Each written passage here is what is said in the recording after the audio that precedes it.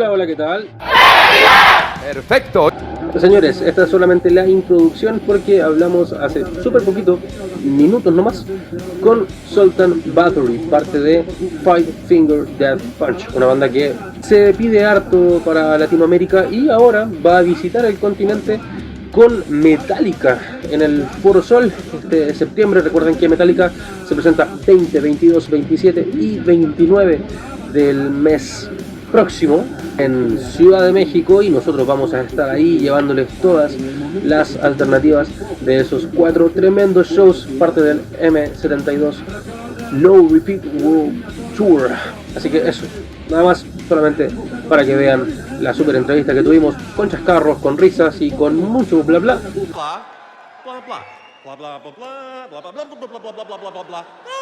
Junto a Zoltan Bathory de Five Finger Death Punch. Ok, aquí en el planeta del rock y cuartel del metal estamos con Zoltan Bathory, parte de Five Finger Death Punch, que pronto nos visitará en México, abriéndole a nada más y nada menos que Metallica. Así que atentos con esas fechas. Zoltan, how are you today? Very good, my friend. Yeah, that's really cool. I need to ask you about this. This is the way, the deluxe edition, because it has some acoustic versions. Why did you guys consider doing this deluxe edition?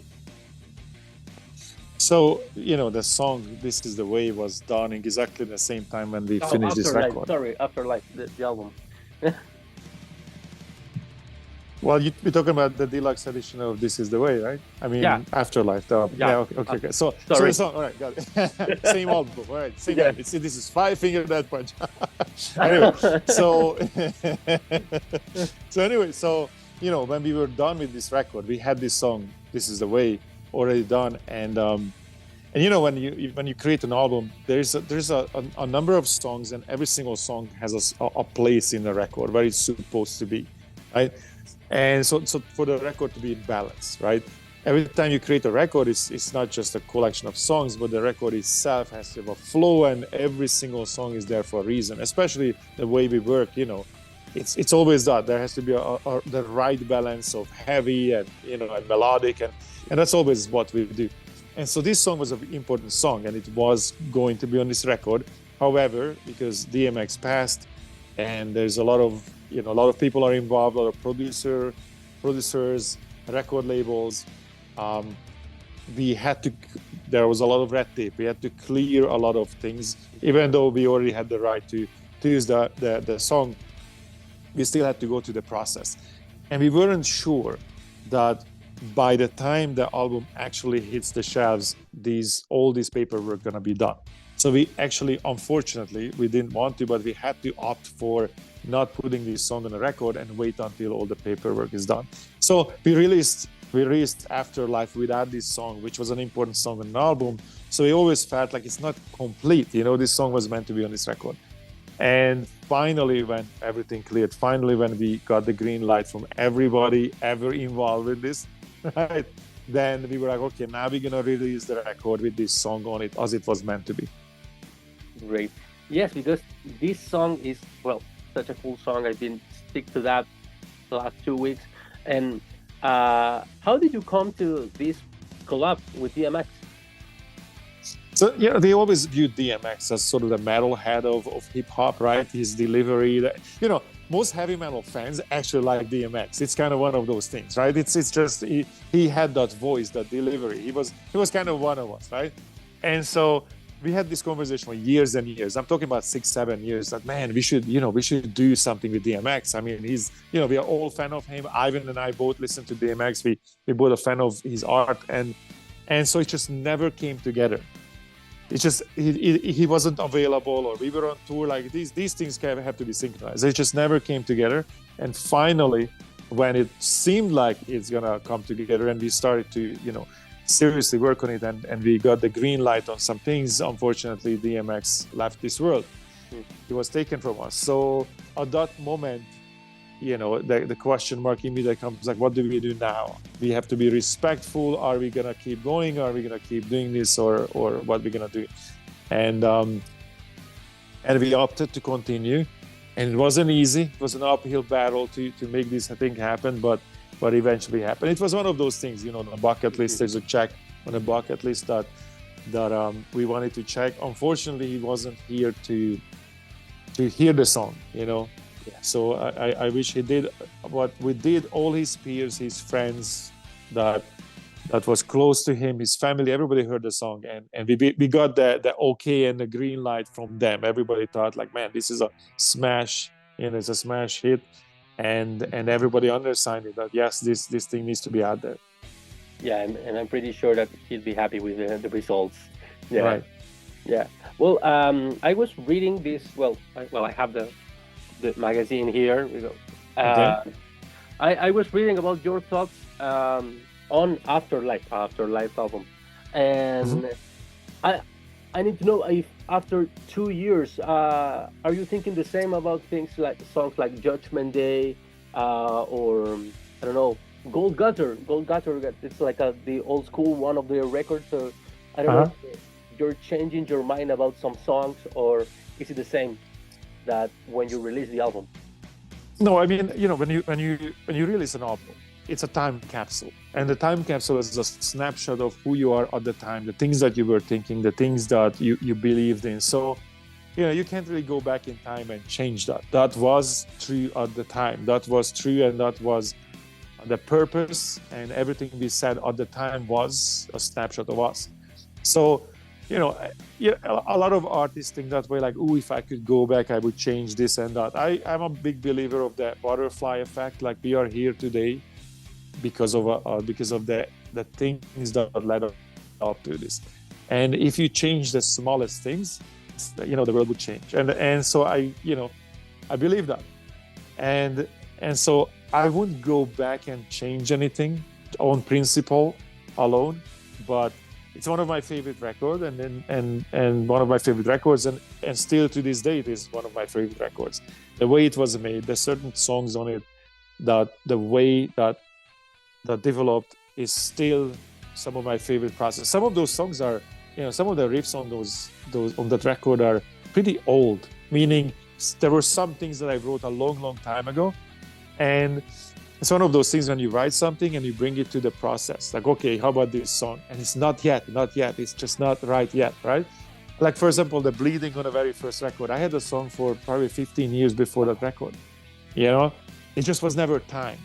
And then on this one, Thanks for Asking, that particular song, I have that riff for, I don't know, 2 decades. And it was just never the right time to drop that. So I have all these things in a vault, things that, you know, ideas and musical pieces that it's not time for it yet. The same way about lyrics, right? What we were talking about. You mentioned Judgment Day, right? So what we're talking about in Judgment Day, both Ivan and myself had near-death experiences. I would say death experiences. You know, what is near-death, what is death is that's an interesting gray area there.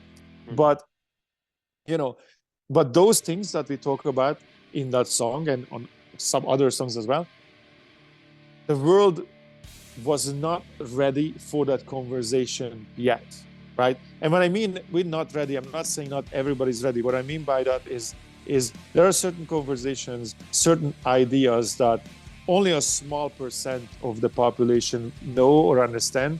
And so if you talk about that, it's not really arriving. But now there's a general shift. I think it's humanity came to its edge where it's the end of childhood. I think there's a spiritual shift that is happening, you know, and sort of the whole COVID 2 years out thing is accelerated that. People stopped in their tracks. They got out of the hamster wheel, and out of a sudden they start to realize what's important, what is not important, right?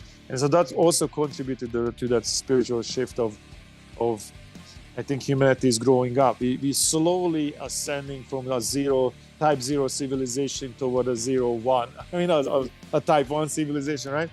And so there, lyrically too, there are some subjects that we wanted to talk about, but not yet. You know, when there's a bigger audience for the type of things we want to talk about, then we talk about it. And this record has a lot of those elements. Yeah. Well, you mentioned just seconds ago about touring. I've been there once to your concert in Irvine, California, 2 years ago, and your guest star, you're your supporting act was Megadeth, and for me that was really curious because well, Megadeth here is like huge, but you guys haven't been here like never, and how is for you as Five Finger Death Punch? How do you feel about having those bands as supporting acts? So, that's it's a kind of surreal, obviously. When I was, I see you have a destruction. What is that? Butcher? Which record cover is that? It's a signed poster. Yeah. Nice. Yeah, man, I grew up on that stuff. All right. What was the title? Something Butcher. The Butcher, yeah. Meet the Butcher. Meet the Butcher, right? Yeah. Meet the Butcher. Right. Man, good record. I used to listen to a lot of Destruction. Anyway, so I just noticed that. So speaking of posters, so like I had the Megadeth posters on my wall, right? That's a surreal thing for me, being a kid in Budapest, Hungary, right? A communist country at the time, and dreaming about one day going to America and being a rock band and touring the world. And this is one of my favorite bands, right?